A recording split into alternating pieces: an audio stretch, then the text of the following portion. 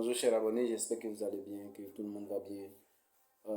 Je suis vraiment heureux de vous rencontrer encore aujourd'hui parce que nous allons parler de quelque chose de très important et qui est relativement à l'idée de complexe d'infériorité. Alors, il y a 90% des personnes qui vont regarder cette vidéo qui vont se dire que moi, je me fais confiance, moi, je me fais ceci, moi, je me fais comme ça. Mais est-ce que j'ai confiance en moi? Ça, c'est la question fondamentale que je pose.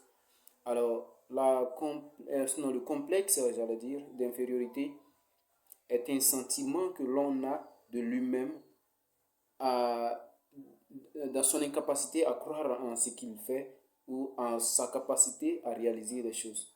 Il y a trois types de sentiments. Il y a le complexe d'infériorité, il y a le sentiment d'infériorité et le sentiment de supériorité.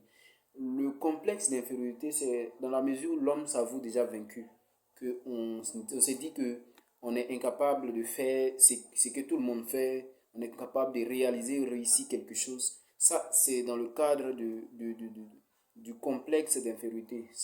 Si on s'appuie sur la démarche d'Adler, on comprendrait que le sentiment d'infériorité, c'est ce que l'on ne peut pas faire. L'on se dit que je ne peux pas faire, je n'ai pas la capacité de faire et je sais que je ne vais pas réussir. Par contre, quand on prend le sentiment d'infériorité, c'est quand quelqu'un reconnaît que déjà j'ai des faiblesses. Je sais que dans ce domaine-là, je n'arrive pas à faire certaines choses. Et avec le sentiment de supériorité, je dis que oui, je peux le faire. C'est vrai que je reconnais que cette chose, je ne peux pas le faire, mais parce que je me connais, je sais que je peux le faire. Ça, c'est le sentiment de supériorité qui parle. Mais aujourd'hui, notre but fondamental, c'est de vous dire que le complexe d'infériorité, c'est l'élément clé de la vie d'un individu qui tue tous les rêves, tous les projets, tous les désirs de réussir d'une personne. Parce que si on a la volonté de réussir et qu'on ne se fait pas confiance, hein, on comprendra que il y a certaines choses qu'on ne peut pas réaliser, ça c'est sûr. Et on ne peut pas avancer parce qu'on attend que quelqu'un vienne nous appuyer, nous accompagner. Dans ce cas du complexe d'infériorité, on comprendra que l'individu qui réalise une action attend à ce que quelqu'un qui quelqu'un d'autre que lui donne, lui soit reconnaissant. Donc, dans la notion de complexe d'infériorité, on a la notion de reconnaissance. C'est-à-dire que quand je mets une action, c'est pour avoir une reconnaissance. Quand je fais X élément, Y doit me remercier ou doit me féliciter. Voilà. Autant être félicité, c'est montrer que on est en manque de confiance. Donc, on a besoin qu'on nous rassure de notre manque de confiance en nous disant, oh bravo. Par exemple, je prends le cas d'un enfant. Un enfant, quand il fait quelque chose, il attend à ce que ses parents disent, oui, bravo, félicitations, tu as bien fait, super.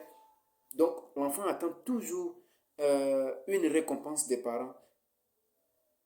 Et cette récompense, pour un adulte, paraît comme un signe de manque de confiance.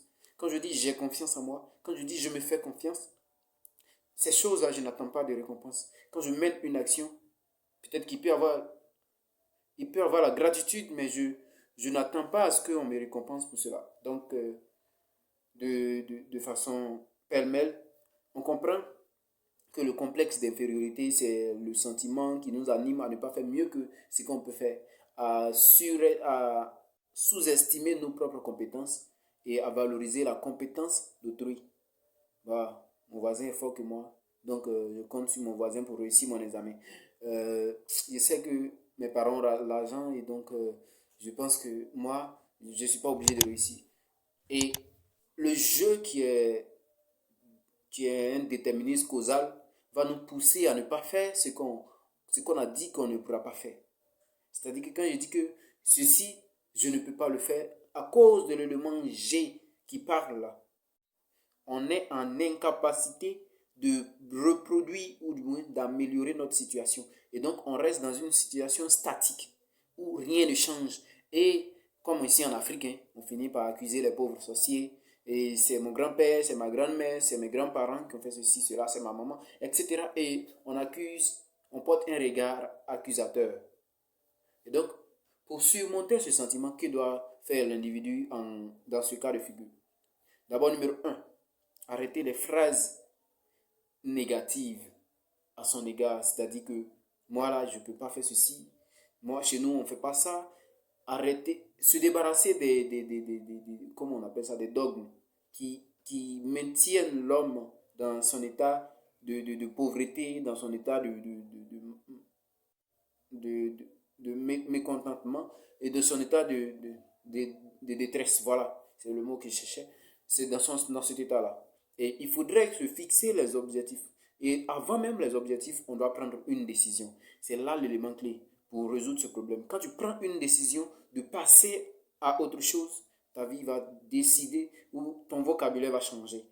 Parce que si avant tu disais que je ne peux pas faire ceci, maintenant tu vas dire, bon, je vais essayer. Bon, je vais voir, je vais. Et au fur et à mesure, ton vocabulaire change, ta situation change et les choses commencent à s'améliorer. Alors, j'espère que la vidéo vous aura plu. C'est une toute petite vidéo que je voudrais faire aujourd'hui pour vous rappeler que vous êtes appelé à réussir. Vous qui regardez cette vidéo actuellement même. Parce que la réussite, c'est la façon qu'on détermine notre avancement. C'est la façon dont on programme nos activités, nos affaires, nos projets qui nous permettent d'avancer. Un homme sans projet, c'est comme avoir une voiture et on n'a pas de maison. Où est-ce qu'on va garer? Donc les projets nous permettent, les objectifs nous permettent, les ambitions nous permettent d'avancer de façon conséquente dans la vie. Alors j'espère que la vidéo vous aura plu et que vous allez partager massivement, liker aussi et vous abonner. Merci et à bientôt.